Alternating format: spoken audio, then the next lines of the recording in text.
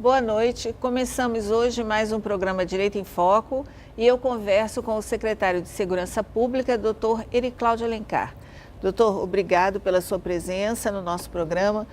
Bom, o que nos traz hoje aqui é um tema bastante recorrente no Estado e no Brasil como um todo, né? Eu gostaria que o senhor fizesse um panorama a respeito desse problema aqui no nosso Estado e na capital mais especificamente.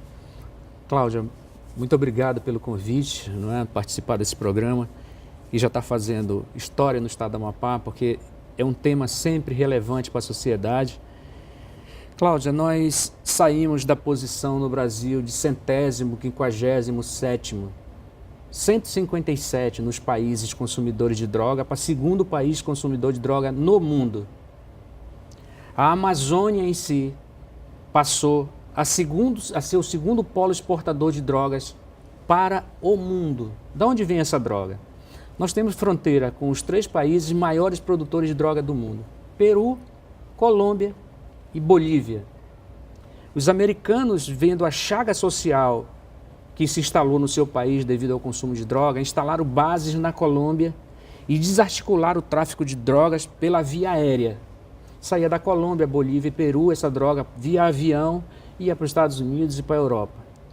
Os traficantes perceberam que eles seriam facilmente abatidos, suas aeronaves, como estavam sendo abatidas. E eles começaram a fazer o tráfico pelas vias da Amazônia, que são os nossos rios. Que são muitos rios, que é muito difícil você fazer o combate dessa droga que passa pelo nosso país, sobe o Caribe e distribui para a Europa, para a Ásia e para os Estados Unidos. E nós não temos um policiamento efetivo, né, doutor, nos rios amazonenses? Né, não temos. Né? Há pouco tempo atrás, nós vimos explodir a guerra dentro dos presídios e aí nós fomos, como homens da segurança pública, nós fomos investigar qual foi o problema que gerou isso. O que gerou isso foi o controle do tráfico de droga pelos rios da Amazônia. No Amazonas se instalou uma facção criminosa chamada Família do Norte, que dá proteção aos traficantes para que eles possam transportar essas drogas pelos rios da Amazônia. Eles fazem a proteção, ganham vultosas quantias em dinheiro e o PCC de São Paulo percebeu que esse é um negócio muito lucrativo, que quis tomar conta desse tráfico de drogas, nessa proteção para esse tráfico de drogas. E aí houve o confronto dessas 2 facções. E a facção do Norte, né, a Família do Norte, matou todos os membros dentro do presídio da Amazônia, aquelas cenas dantescas que nós vimos. Né? Então essa chaga social, eu já tenho quase 30 anos de justiça, nós dizíamos que o tráfico de drogas era o mal do século XX, passou para o século XXI. Né? Os traficantes exportam a boa droga, vamos dizer assim, entre aspas, para os países de primeiro mundo, a cocaína pura, e para cá, para os países periféricos, chegou o tal do crack, que é uma desgraça, que é uma droga barata, né? Custa em média R$5, como eles chamam, uma parada de crack, é uma droga altamente viciante, é uma droga de efeito terrível. O camarada, se ele consumir crack durante 10 vezes, se ele fumar o crack 10 vezes, ele já está viciado. O organismo dele já passa a requisitar essa droga. Então nós temos uma chaga social no Brasil, porque é mais barato hoje em dia fumar uma parada de crack, vamos dizer assim, do que comprar uma garrafa de Duelo, que custa R$5. Então passou a ser de consumo da massa da população. Então isso é uma chaga social imensa. Por isso que nós vemos as cracolândias da vida, São Paulo, Rio de Janeiro e Macapá, nós já temos a nossa também. Como é que está a situação aqui na capital, doutor, aqui em Macapá? Nós temos um consumo de drogas assim, horrível, vamos dizer assim.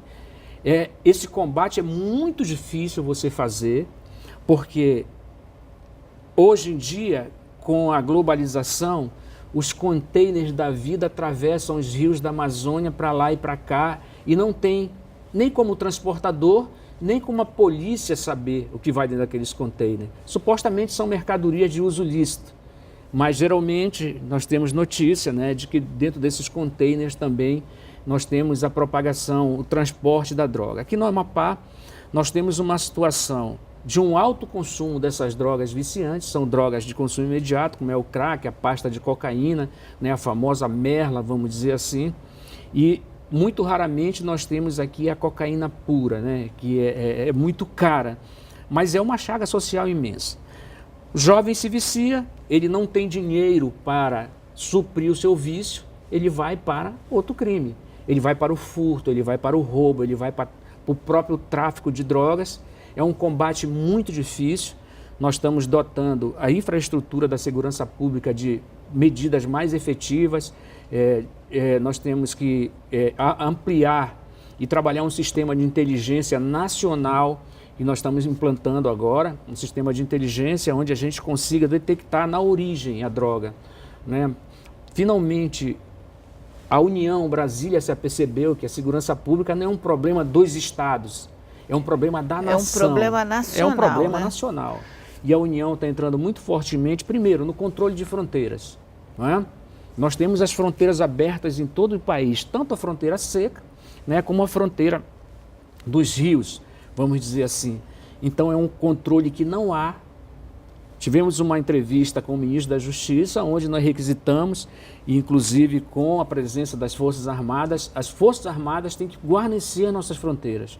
É uma questão de soberania, né? É como se na sua casa pudesse entrar qualquer pessoa a qualquer hora. É isso que acontece no Brasil hoje. E aqui no Amapá, mais especificamente, porque realmente nós estamos muito vulneráveis, não é, doutor? Pelas fronteiras que nós temos aqui. É só né? nós observarmos o nosso mapa. Nós temos fronteira com os diversos países aqui do platô das Guianas e entram aqui pelo Amazonas essas fronteiras desses 3 países principais produtores de droga do mundo. E singram os rios da Amazônia essa droga que abastece o mundo e, claro, fica uma grande quantidade no nosso estado, é inerente isso. Temos feito grandes apreensões, em torno de 200 quilos, 300 quilos ano, mas isso, em termos globais, significa apenas 10% daquilo que, porventura, entra no mercado e no Brasil como um todo. A gente consegue obstar, vamos dizer assim, 10% apenas, a gente não tem ilusão.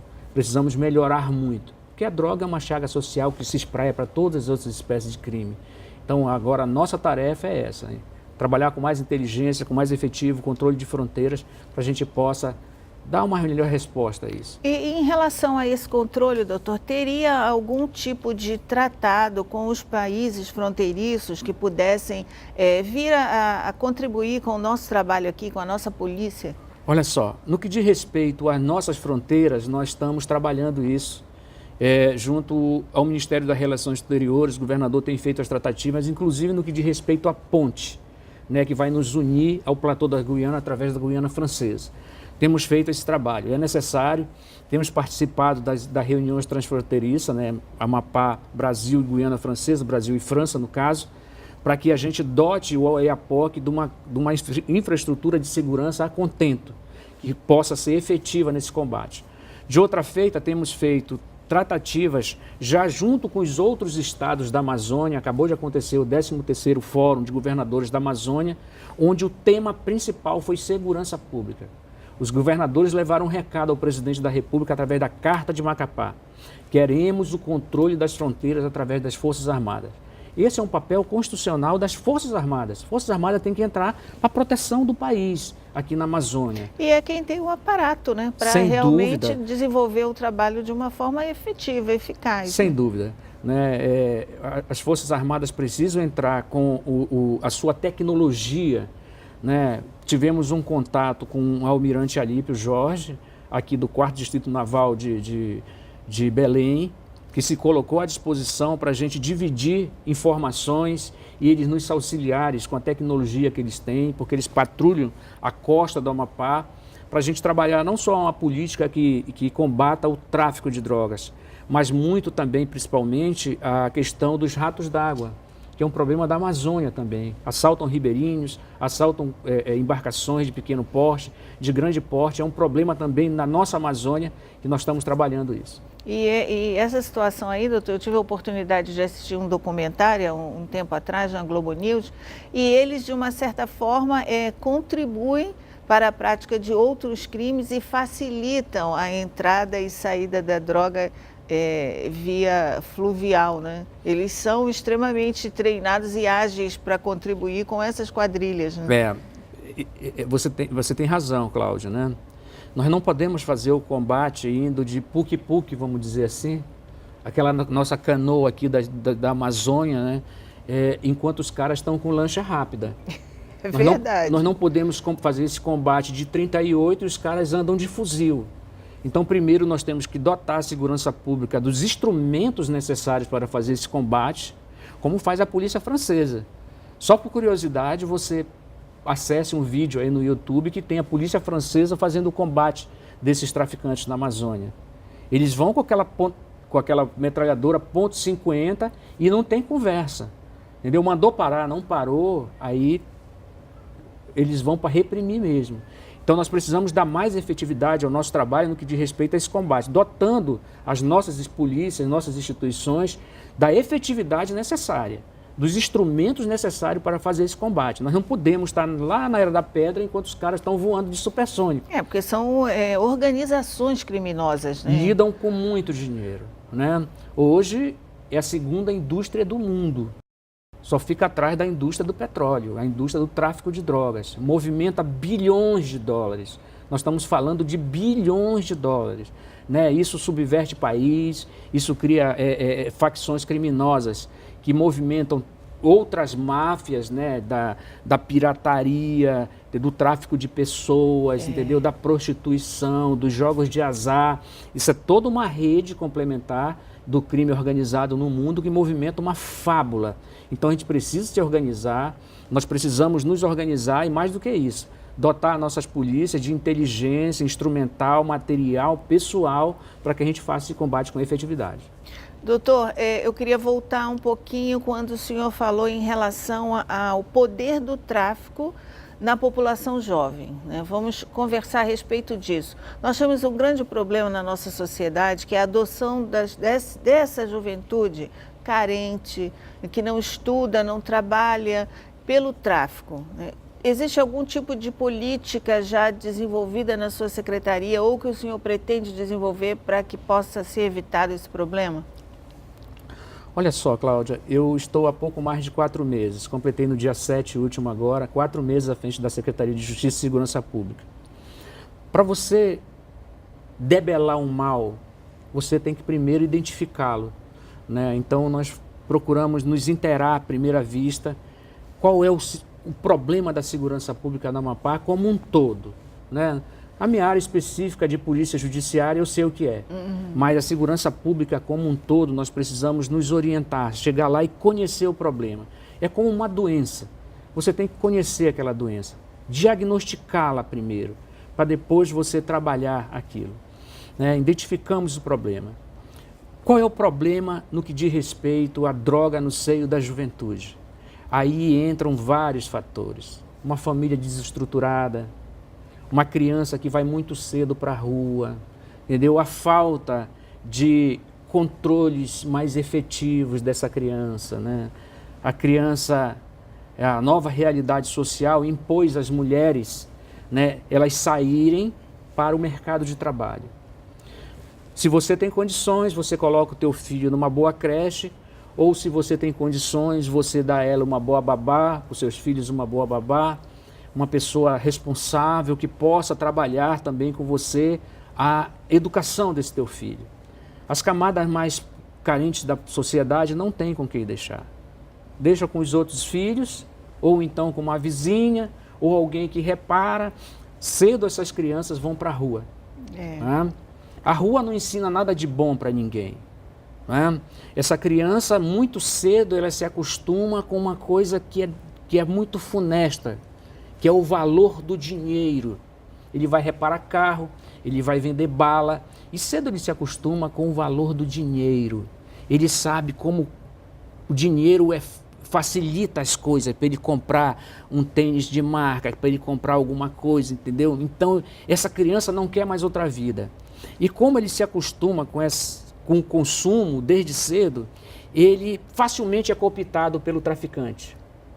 Em vez dele vender bala durante a semana toda e ganhar R$50, ele numa tarde ele ganha R$100, sendo o avião do tráfico. Aí ele diz, que mundo maravilhoso agora, eu tenho R$100 todo dia aqui. Aí ele entra em vereda pelo esse crime, facilmente cooptado pelas drogas, pelo traficante, pelas gangues, entendeu? Muito cedo ele experimenta os prazeres do sexo, né? Os prazeres da vida, vamos dizer assim. E esse dinheiro fácil facilita, né? Ele não quer mais uma bicicleta, ele já quer uma motocicleta. Muito cedo ele já vai nas festas, entendeu? E ele já é alguém importante, ele se sente importante naquele mundo. Aí ele passa a ser um pequeno traficante, daqui a pouco ele entrou no mundo do crime. Esse é o retrato social que nós temos. A falta de políticas públicas lá na base. Né? Mas aí precisaria que nós tivéssemos uma noção de país, onde se forjam as novas gerações, na escola, na família, na igreja, no sentimento de pátria. É isso que forma um cidadão, são valores profundos que se enraizam em você, em mim, entendeu? Alguma coisa nos fez caminhar para um lugar seguro. Aqueles que não têm nenhum valor, ele adquire esse valor e acha que aquilo é tudo. Ele adquire na rua, exatamente. Ele adquire com essas situações. Né? Não estou dizendo aqui que todo filho da pobreza vai virar um traficante, mas ele é mais suscetível, né? Ele está mais próximo daquilo, ele é mais facilmente cooptado, ele pode ingressar nesse mundo mais facilmente. Né? Então, o tráfico de drogas se enraiza ali, né? Isso gera um problema social gravíssimo, porque depois é difícil você combater aquilo que nasceu lá muito antes, né? Se você acha que vai resolver o problema da segurança pública com mais carro, com mais viatura, com polícia, entendeu? Isso é uma falácia. Nós temos que voltar o nosso olhar lá para a primeira infância. Tivemos uma palestra muito importante agora, né, com médico. Tem que haver o resgate dos valores familiares, principalmente, né, doutor? Cláudia, veja, a formação do nosso cérebro se dá até os 3 anos. Né? Até os 6 anos a gente sedimenta isso. É lá que se forma esse novo ser, entendeu? Se ele não tem nenhum referencial lá na primeira infância, depois fica muito difícil para a escola, entendeu? E tudo vem desembocar na segurança pública. O cara só chega para eu prendê-lo quando tudo falhou antes. A família, a escola, a sociedade, a igreja, tudo falhou antes. Né? E esse ser embrutecido já chega só para a gente trabalhar a questão da segurança pública, como se a gente fosse resolver um problema que foi gerado lá na base. Então nós estamos tentando agora, né, vamos implementar políticas públicas na segurança pública, não voltadas somente para a segurança pública. Nós precisamos olhar o nosso sistema de justiça como um todo. Daqui a pouquinho a gente volta nesse assunto depois dos comerciais.